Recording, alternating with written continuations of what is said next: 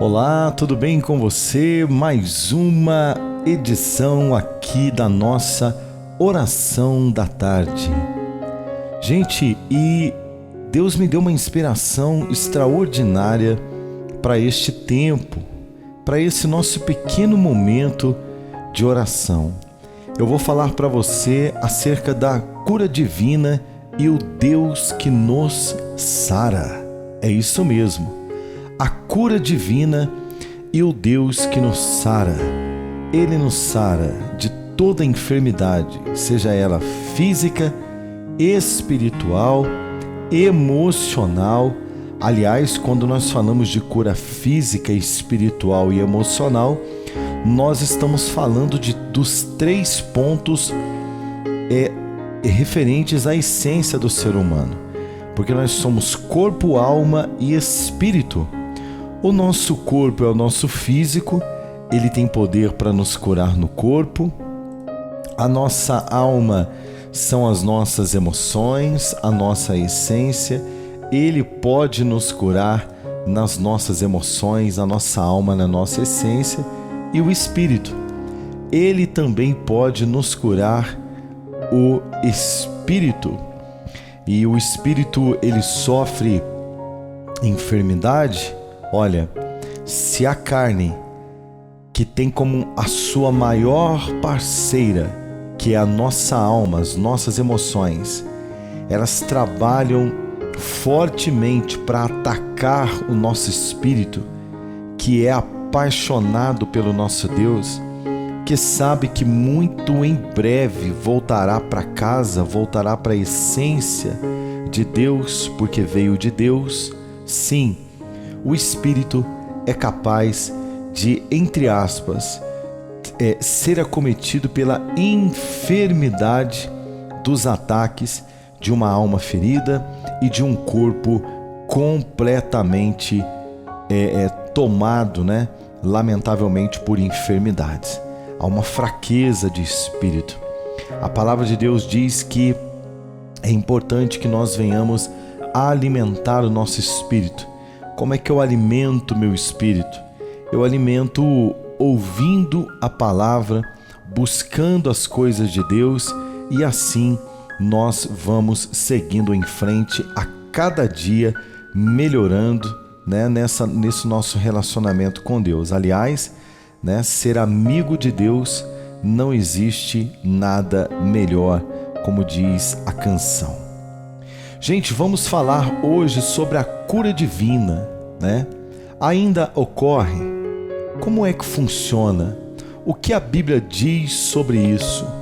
Deus quer curar a todos? São perguntas que nós fazemos. Nós precisamos entender que a cura espiritual, a cura do interior, a cura física, nós vamos receber mediante o nosso posicionamento. A cura divina, ela é uma promessa feita pelo Senhor desde os dias do tempo do povo de Israel, gente. Desde aqueles tempos. Você vai lá no livro do Êxodo, por exemplo, a partir do capítulo 15, verso 16, depois você dá uma olhadinha aí na sua casa.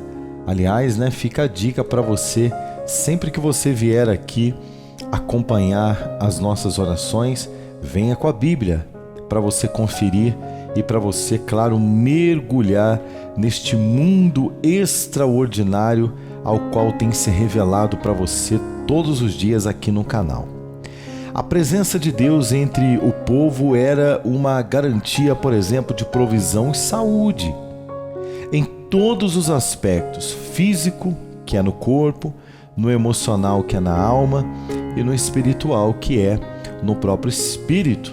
Aliás, como eu já disse, a essência humana, corpo, alma, espírito. Existe a trindade no céu, Pai, Filho e Espírito Santo, e nós somos uma trindade na terra, para que haja vida, para que nós possamos continuar vivo. Corpo, alma e espírito precisam estar juntos, ligados, nesta simbiose da vida ao qual Deus tem todo o conhecimento. Lamentavelmente, uma coisa você precisa saber. As pessoas dizem assim: nossa, mas se Deus existe, né? Por que tanta enfermidade? Por que tanta doença? Por que tanta gente perecendo, né? De tantas enfermidades terríveis?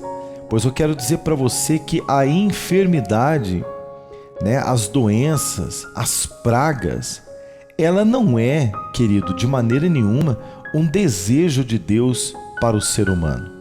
Você tem que entender o seguinte: a doença, ela entrou no mundo após a queda do homem, após a queda do princípio, após a desobediência, após o pecado de Adão e Eva. Eles introduziram a morte, a enfermidade, a debilidade na humanidade.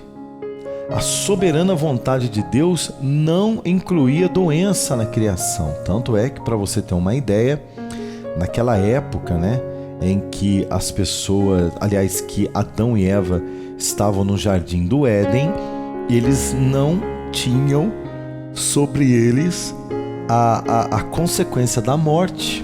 Eles viveriam eternamente, estariam vivos até hoje,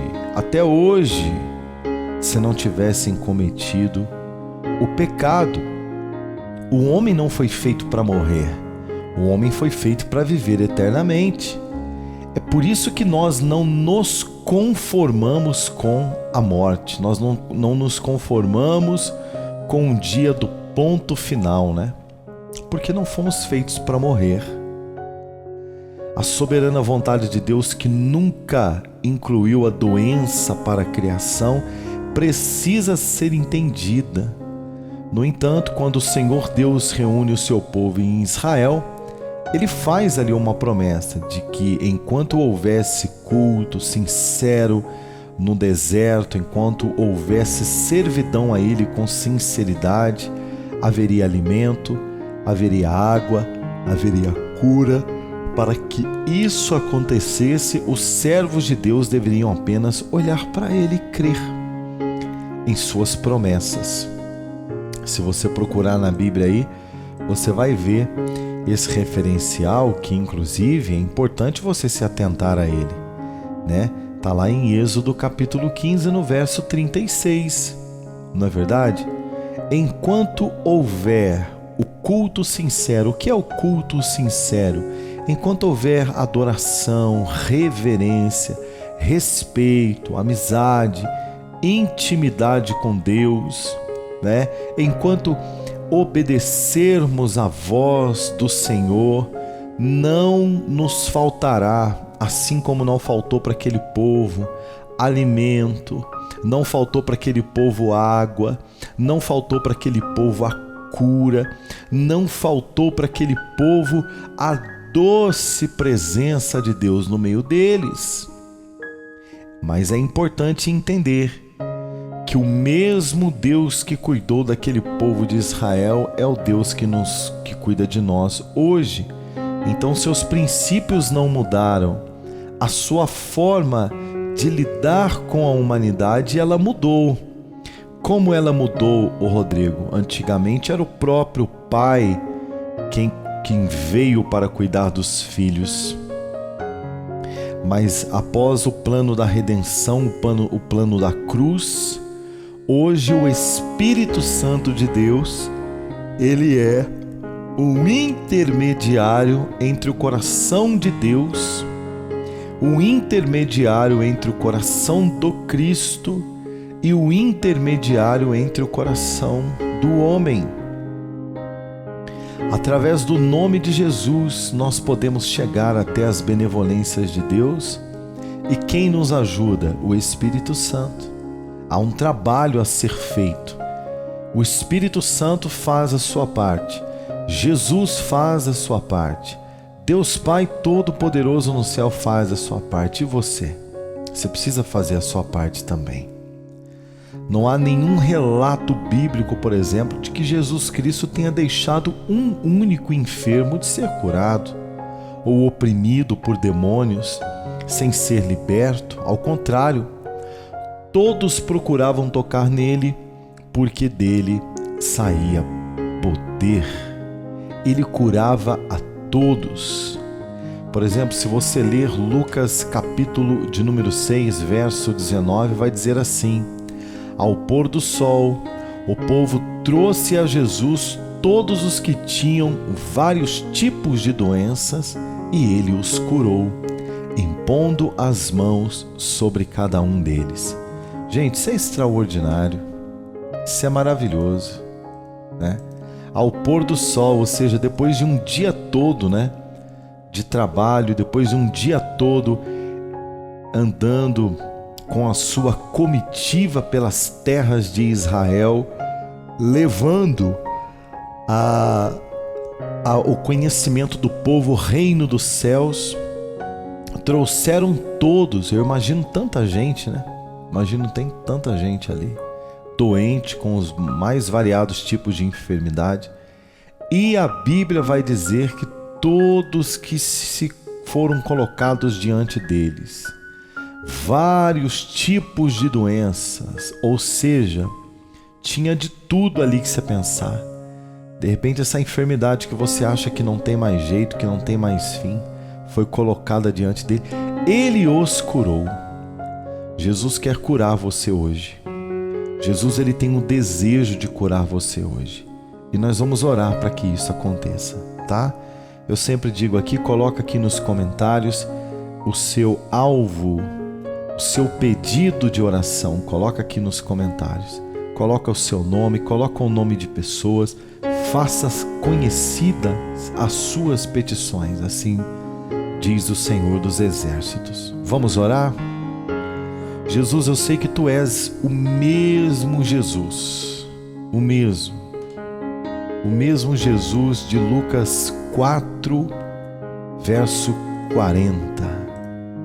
Eu sei que Tu és o mesmo Jesus que todos aqueles que são colocados diante do Senhor são curados.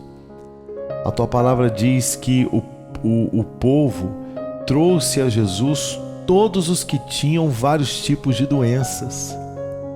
De repente tinham pessoas que tinham mais de um tipo de doença, uma pessoa só. E a Tua palavra diz que o Senhor curou a todos. Então, Senhor, nós estamos aqui colocando essas pessoas diante do Senhor, diante do